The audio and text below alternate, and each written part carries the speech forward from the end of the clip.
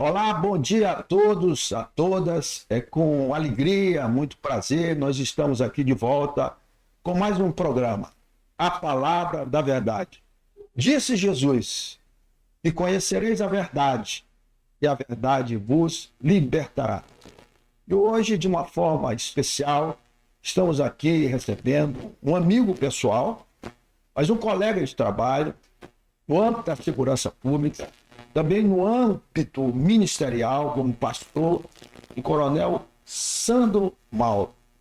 Eu o convidei para nós falarmos aqui sobre a trajetória dele, o trabalho dele na Polícia Militar, trabalhou também em outras áreas do governo, trabalhou no sistema prisional, conhece as mazelas do cárcere, do sistema prisional, as dificuldades, conhece as dificuldades do trabalho do policial da rua, mas com uma questão especial, que é exercer o serviço da segurança pública como servo de Deus, como um homem, um homem valoroso de Deus.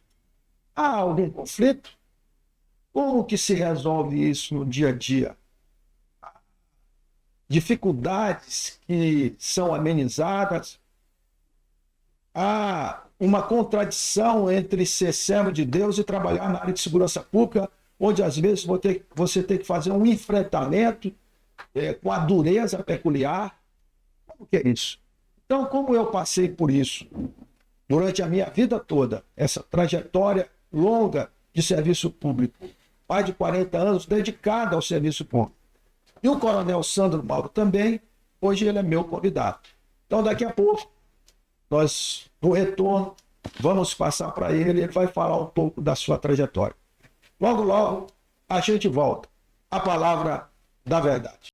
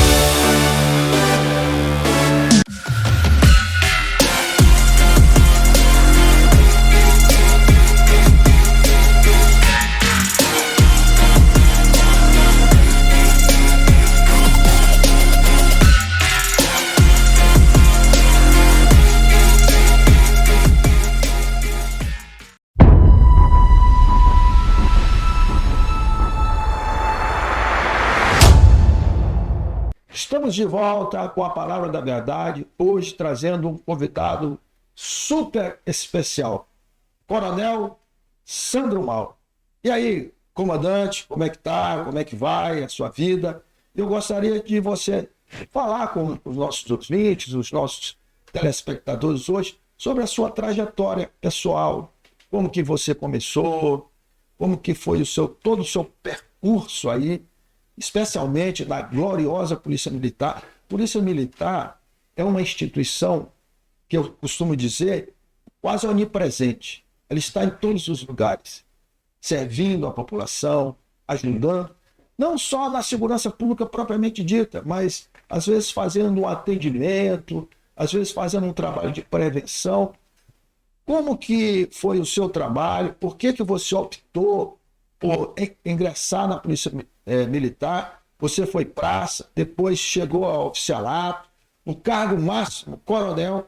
Como que foi isso, comandante Mauro? Primeiramente, eu quero agradecer a Deus e ao doutor Edmundo aqui, amigo meu dileto amigo, meu irmão, pela oportunidade de participar aqui desse programa aqui tão importante. Bom, meu ingresso na instituição Polícia Militar se deu em 1987, né?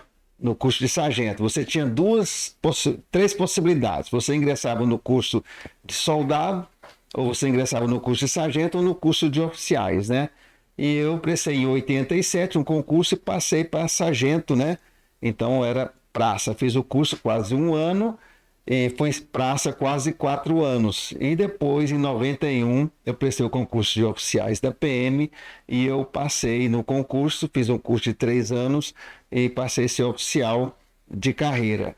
E quando eu formei, eu fui trabalhar na cidade de Itumbiara como aspirante, né, em 94. Fiquei lá por um período, lá por 2 anos, depois regressei para Goiânia, assumi várias funções aqui, supervisão do policiamento da capital, trabalhei depois em Aparecida, no complexo prisional, lá sob o vosso comando, lá, né, durante 6 anos, como diretor ali, e depois, como 3 anos depois, como oficial superior, major, eu fui comandante do policiamento externo, todo o complexo prisional ali de Aparecida. E depois trabalhei no Centro de Instrução de Tiro da PM, depois como coronel fui comandante regional, depois em Itumbiara foi o início, e depois também em Goiatuba. Em Goiatuba também, depois eu trabalhei também no interior, mais 2 anos, depois eu voltei para Goiânia, e em Goiânia fui também corregedor-geral, né, da Segurança Pública no estado de Goiás. O cargo de corregedor-geral é aquele homem que, digamos assim, quem vigia, o vigia. Quem às vezes tem que apurar algum desvio de conduta, e às vezes ele traz, às vezes, algum certo constrangimento.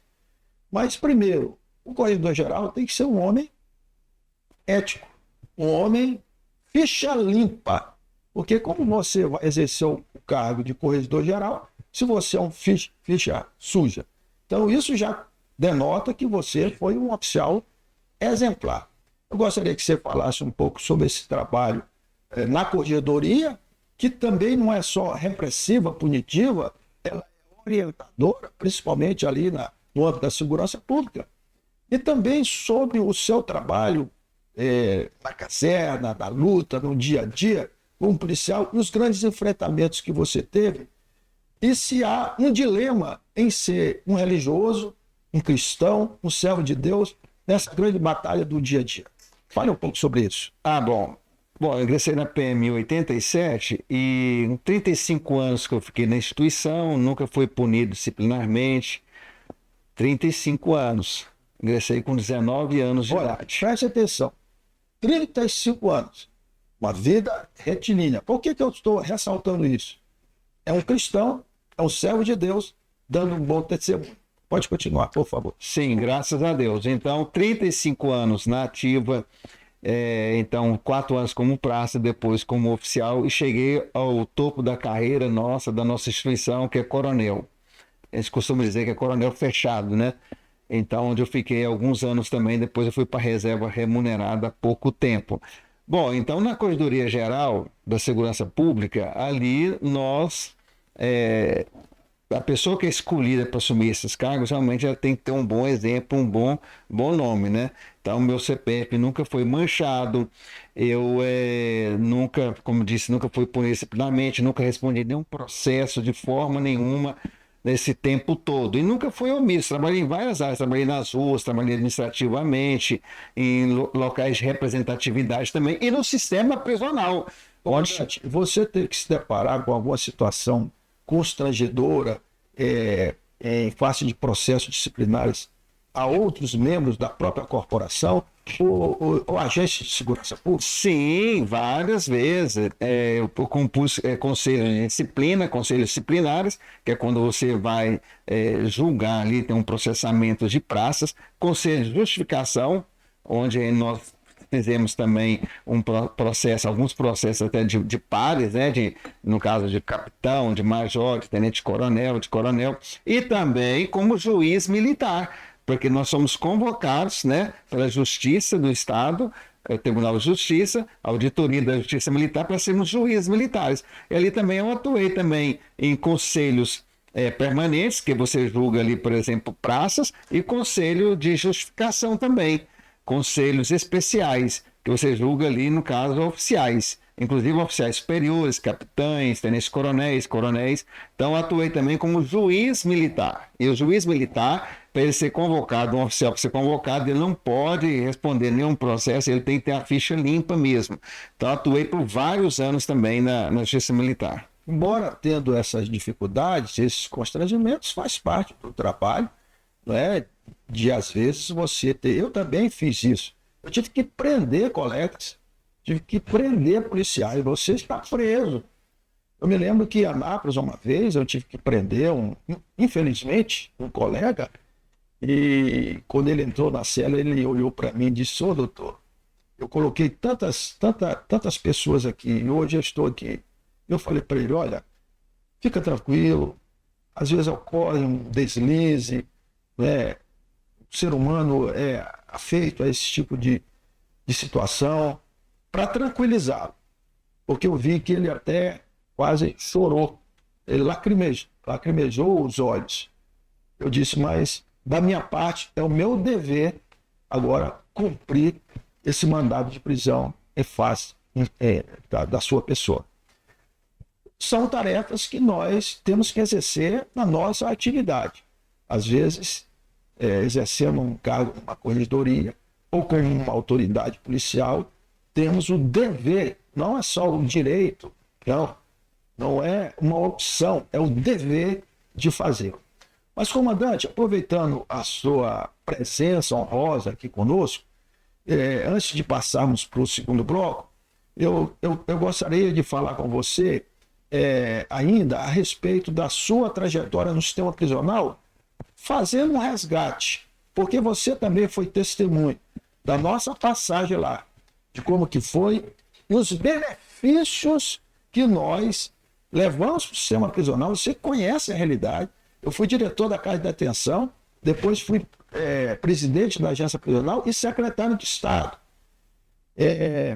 Eu gostaria que, já no segundo bloco, você falasse um pouco sobre isso e também sobre a segurança pública no cômputo geral. Daqui a pouquinho a gente volta com esse programa especial que, para mim, está sendo uma alegria e um prazer redobrado, com a presença honrosa do coronel da Polícia Militar, Coronel Sandro Mauro.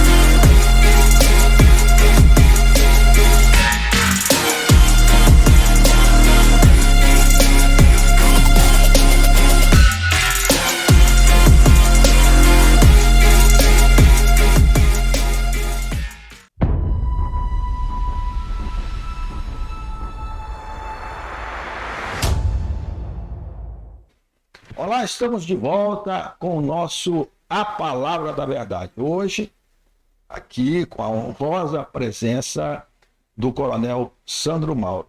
E nós deixamos no segundo, agora para esse bloco, duas questões. Uma para falar sobre as mazelas do sistema prisional e a experiência que tanto ele como eu, nós passamos ali na gestão do sistema prisional. Como que era o sistema prisional quando nós entramos? Eu entrei ali antes da casa de detenção, que eram as dificuldades terríveis e tudo. E todo esse trabalho que nós fizemos, inclusive, especialmente, em favor do policial penal, que hoje digamos assim, um dos profissionais no campo da segurança pública mais valorizados. Mas isso tem um preço, e o preço foi pago, com um trabalho realizado, uma luta muito grande. E eu queria que, como resgate da história, esse programa ele tem esse viés, esse propósito de resgatar a verdade, para que você saiba, e às vezes até os mais novos que não conhecem o que foi feito, como era e como é hoje, da segurança pública e do serviço público aqui em Goiás. Gostaria que você falasse um pouco sobre o sistema prisional, quando você entrou, quando nós entramos, e o que nós deixamos aí para a posteridade. Bom, o sistema prisional, ele era realmente caótico. Um agente prisional, falava agente prisional. Um agente prisional, o salário dele em torno de R$ 450 na época. Um soldado da PM e um agente da Polícia Civil recebia em torno de 1.000, 1.100. Então a diferença era gritante, R$ 450 para R$ 1.100 aproximadamente, ali R$ 1.200. Um policial civil e um policial penal início de carreira. Era agente prisional. Era o pessoal mais de idade, eram idosos, eles não tinham nem porte de arma. Então eles tinham um apoio ali da Polícia Militar e um apoio da Polícia Civil, ou seja, outras instituições. Porque o agente prisional ele não era uma polícia ainda. Eles eram, assim, então, outras instituições que davam apoio para eles. O armamento era um armamento, assim, que eles pegavam cautelado da PM, da Polícia Civil. Sucateado. Então, assim, precisava de autorização para utilizar, eles não tinham porte de arma. O Dr. Edmundo lutou muito no governo, na época, para melhorar a questão salarial deles. Inclusive, eles não assumiam nenhuma função de confiança. Não sei se o senhor lembra, eles não tinham nenhuma função de confiança. Por exemplo, os diretores de unidades prisionais lá eram policiais militares e um ou outro policial civil. Então, ele passou a designar os agentes prisionais para serem os diretores das unidades prisionais na época e assumirem também cargos, funções de gerência e funções também de superintendência. Algo assim inacreditável na época. Comandante, e as estruturas? Cadeias, unidades prisionais, como que era essa estrutura arquitetônica dos presídios em Goiás? Não, era terrível, era uma questão assim, sabe, de calamidade pública mesmo. O senhor, através do governo, né, das tratativas do senhor, o senhor construiu várias unidades prisionais, reformou algumas também, mas foram várias unidades que foram construídas lá na época da gestão do senhor lá, eu sou testemunha disso. A questão salarial, o senhor deu dignidade para o agente prisional. Treinamento, inclusive o senhor criou lá aquele centro de estudos, né? Centro de excelência. Centro de sistema prisional. Isso, o senhor criou isso aí, para melhorar a questão do trabalho, profissionalizar. Mandava os agentes prisionais também para Brasília, para Papuda, fazer cursos lá e tudo, lembro muito bem disso. Então foi assim um up que realmente foi dado na época e a questão salarial, o senhor conseguiu igualar das outras instituições, a PM, a Polícia Civil, que é a referência, né? E hoje eles têm uma carreira, hoje é policial penal, foi uma grande conquista de todos, mas começou com esse trabalho do senhor na época, então nós temos que resgatar isso aí, e os novos que estão atualmente hoje têm que saber como que foi na época. Você foi diretor do semiaberto?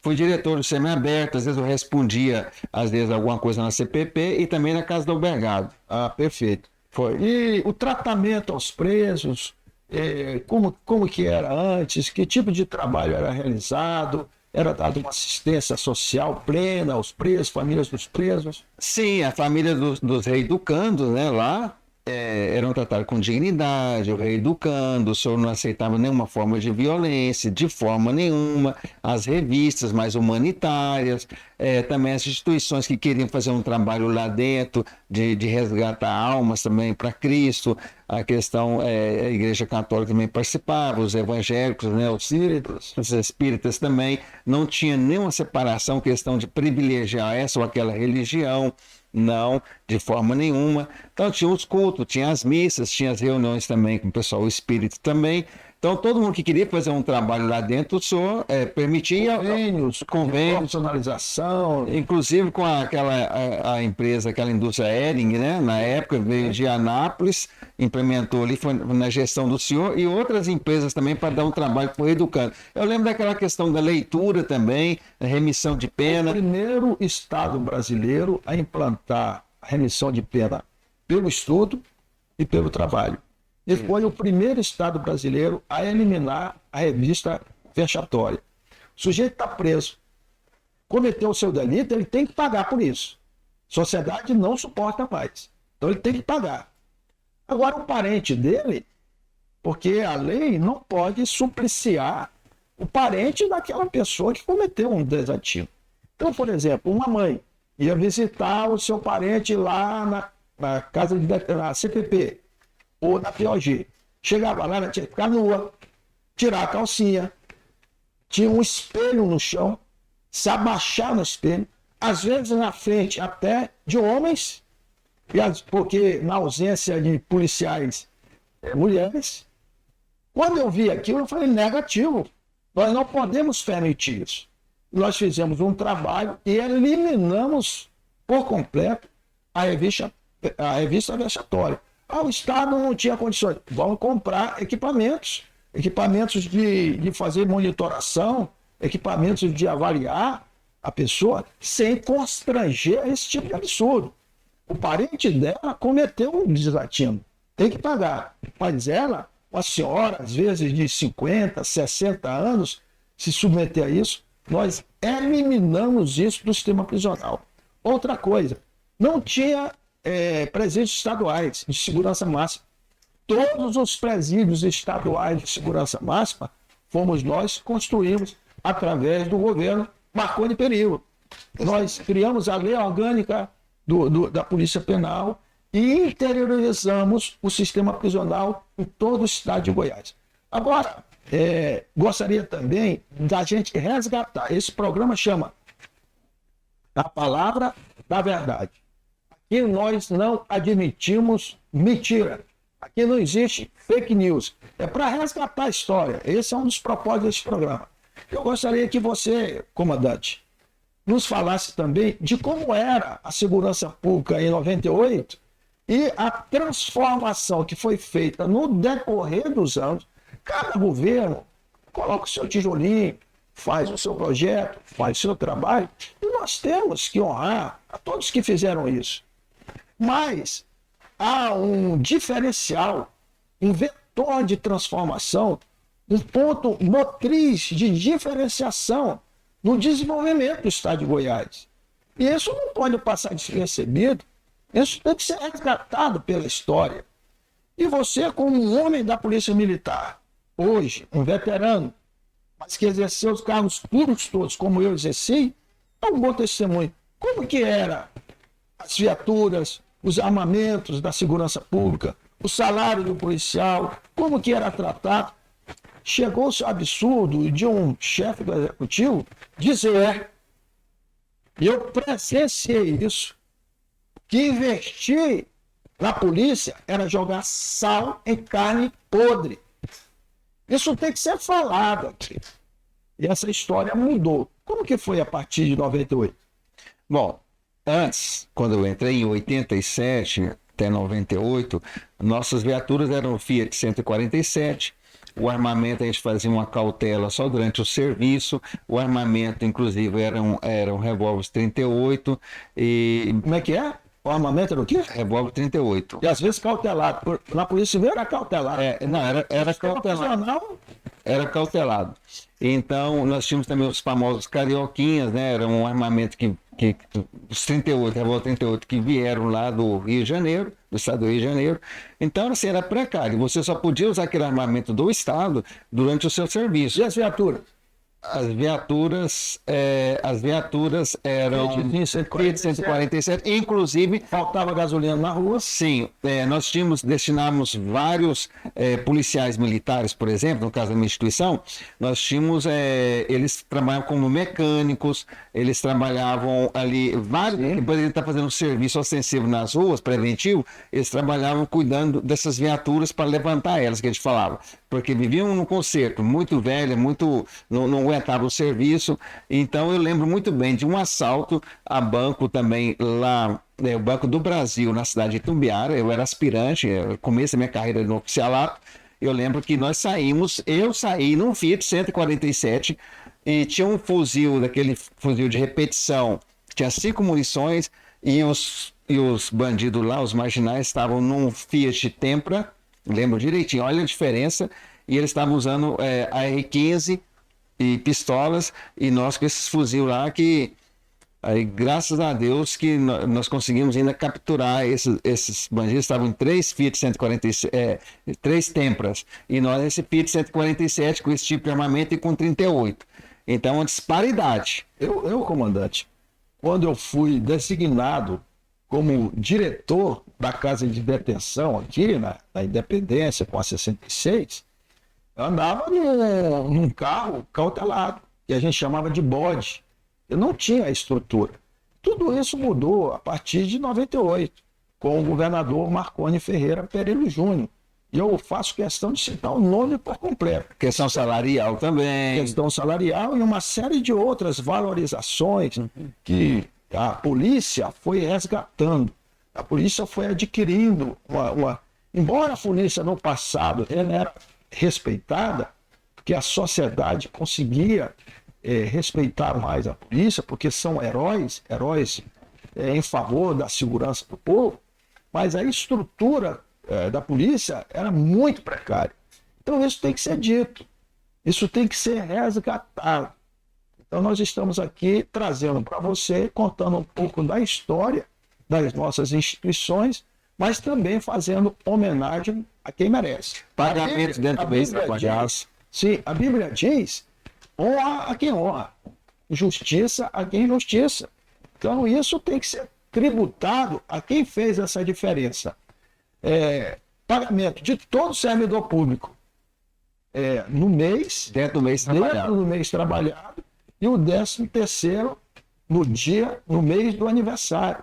Tudo isso foram resgates, escolas de governo, treinamentos, escolas militares, colégio militar, os colégios militares espalhados em todo o estado. Então houve uma modernização do serviço público e das estruturas do serviço público. Nós estamos falando aqui da área da saúde, nós ainda não estamos falando aqui da área da educação, mas nós estamos nos concentrando porque somos testemunhas vivas de como era o Estado e o que os governos que sucederam foram obrigados a manter. Justamente. Porque ainda aquele governo que sucedeu o governo Marconi que não tivesse que manter ali a mesma qualidade, mesmo nível, né? O mesmo nível de padrão, tanto da parte estrutural quanto da parte de valorização do servidor. Não é isso, comandante? É verdade. Então é o seguinte, existe uma polícia, um serviço de segurança antes do governo, né, governo Marconi Perillo,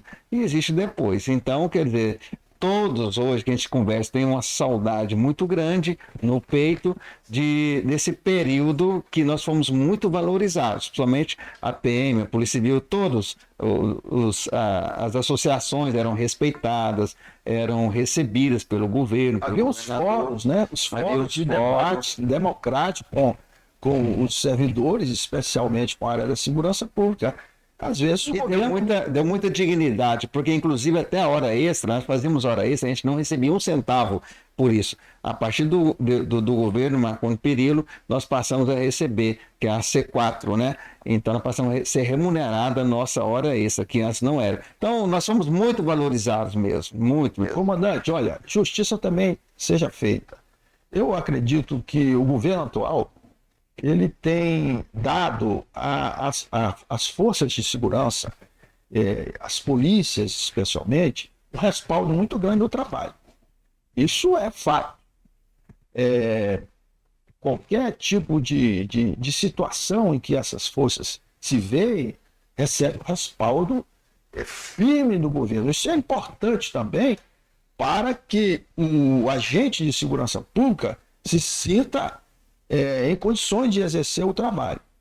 Houve alguns excessos aí nas ruas, mas isso aí é uma questão que a própria justiça tem que resolver. Agora, o fato é que realmente a polícia tem recebido, nesse ponto, um respaldo muito forte do governo. Mas tudo isso, essa valorização, essa estruturação, eu lembro, por exemplo, questão de viatura faltar gasolina na rua e no outro dia a manchete do jornal, dos jornais aqui de Goiás, a foto era policial arrastando viaturas. Isso acabou a partir de 98, com a assunção do governo Marconi Perillo, que revolucionou e modernizou o Estado.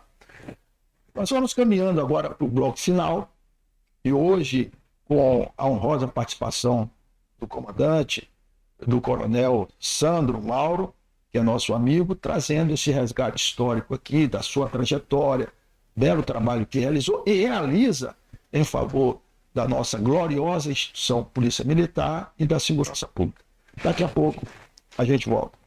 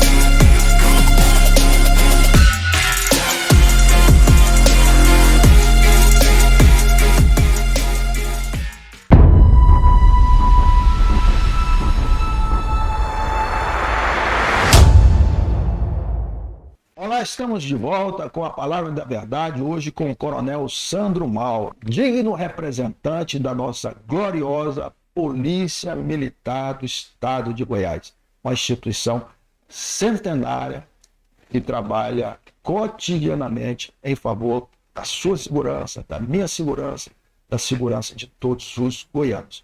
Eu gostaria que o coronel Sandro Mauro, agora nesse último bloco, que nós vamos já concluir o nosso programa de hoje, falasse um pouco da sua trajetória como servo de Deus, como pastor, mesmo exercendo a dura tarefa de fazer segurança pública. Como que é isso, comandante? Olha, é um prazer, é maravilhoso, sabe, doutor Edmundo, você ser servo de Deus em todos os momentos da sua vida, em qualquer lugar, na sua casa, na igreja, no seu trabalho, com a comunidade em geral. Você não pode ser cristão somente na igreja, ou então para os outros irmãos verem. Em todo momento. Eu lembro direitinho do sistema prisional, eu era tenente na época, lá, diretor do semiaberto, e uma irmã falou assim, olha, esse cidadão que ela não me conhecia, até o jeito dele é de crente. Eu fiquei feliz, falei assim, você não sabe como que a senhora me elogia desse jeito. Isso é uma bênção. Então, assim, com o seu testemunho e você tendo fé num Deus, no Rei dos Reis, sabe? Eu respeito todas as religiões e tem que ser desse jeito mesmo, penso assim. Então, você tem mais força, você tem mais esperança, você sente ali um lugar seguro na presença de Deus em tudo que você vai fazer, seja como policial militar, policial civil, policial penal. Não interessa, você tem aquela certeza de que você está do lado certo, então você tem mais até coragem, atributos de você fazer as coisas corretas. Como eu disse antes, 35 anos na instituição, nunca respondi em nenhum processo. Então, assim, te dá uma força muito grande, doutor Edmundo, e o testemunho, e também as pessoas estão vendo o jeito que você age, o jeito de você trabalhar, a sua pessoa analisando e vendo que é interessante você também ter essa fé. E por trás desse homem, desse servidor público, desse homem da segurança pública, por trás daquela farda, por trás daquelas estrelas, existe uma alma, existe um homem. E essa alma é eterna. E ela vai ter que prestar conta. Justo. Você falando aí, eu me lembro do general Naamã, que um dia encontrou com um profeta de Israel. Ele teve que se despir e tirar aquela farda, toda aquela farda, e se ver interiormente como ele estava. E todo o orgulho dele, toda a presunção dele e a vaidade dele foram enterradas ali no Rio Jordão. Justo. Porque nós temos que entender que nós temos uma alma. Hoje, a pessoa é um governador, é uma grande autoridade, mas amanhã tudo isso vai passar. A vida é passageira. Então a gente tem que ter sempre em mente, seja como um policial aí, com o dever de cumprir as suas tarefas diárias, mas sempre nos lembrando que nós temos uma alma e que a gente pode ter, no decorrer da nossa trajetória, momentos de generosidade que a gente pode ajudar uma pessoa, estender a mão para uma pessoa.